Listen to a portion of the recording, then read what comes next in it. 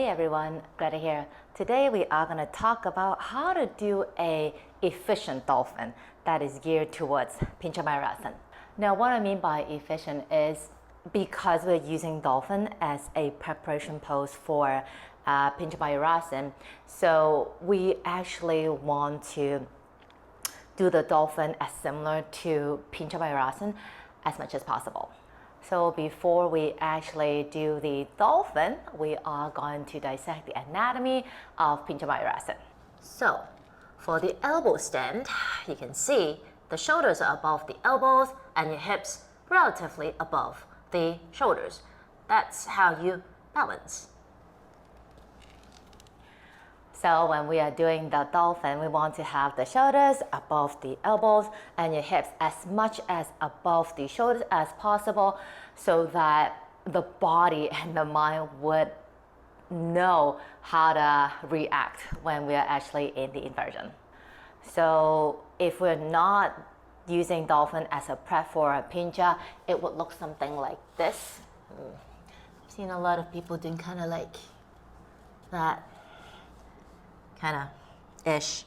So this is not a bad dolphin, please don't get me wrong, but then if we want to prepare for PINCHA, as you can see, my body in dolphin is nothing close to it. So what we actually want to do is we want to check that the shoulders and the elbows are aligned, starting to walk closer so that my shoulders are above my elbows, keep the belly hugging in, and as I walk my feet closer to my elbows, my shoulders would push back so that the shoulders don't jut forward, belly hugging in, and having your hips as high up as directly above the shoulders as possible so that the body is all ready for PINCHA. So this requires a little bit more effort and definitely a lot more activity happening in your body. You need to know how to push. So the direction of push in terms of the elbows is vertically down, okay, shoulders back, and you want to keep the belly hugging in just to keep the engagement of the body so that the thighs and the belly could be closer together, and so having your hips above the shoulders as much as possible. And if you are saying, you know what, my hamstrings are really, really tight, I can't get too close with straight legs, you can always bend your knees, but just bear in mind that when your knees are bent, you still want to keep the hips, not the hips, the thighs and your belly quite close together. And also when you're bending your knees, just make sure that your hips don't drop. Okay? A lot of times when we bend our knees, the hips tend to go down.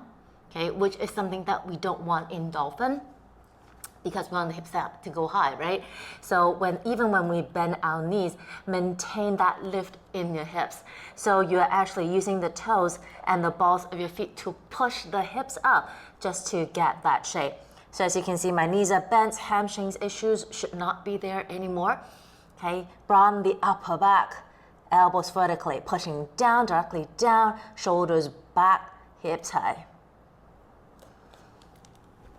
In this kind of dolphin, because there's so much happening in the shoulders area and the arms area, you really need to have that awareness, that consciousness to keep the upper back spreading, the chest muscles engaging, and try to not use the upper traps that much.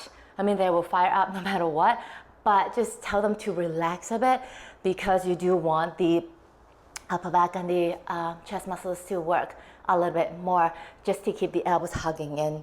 If you are using your traps, neck and top shoulder area, too much, then the shoulders would jam right into the ears, and then that will cause either your thumbs to come in or the elbows would splay out. And that would not be that much of a strong base if you do PINCHA, because you'll be having the entire body weight in this area. So you do want to have a lot of stability in the shoulders and the arms when you're in dolphin because your feet are still on the floor. That's it for my sharing for today. Just a gentle reminder when you are in that dolphin, don't forget to breathe. All right, so I'll see you again soon. Take it easy.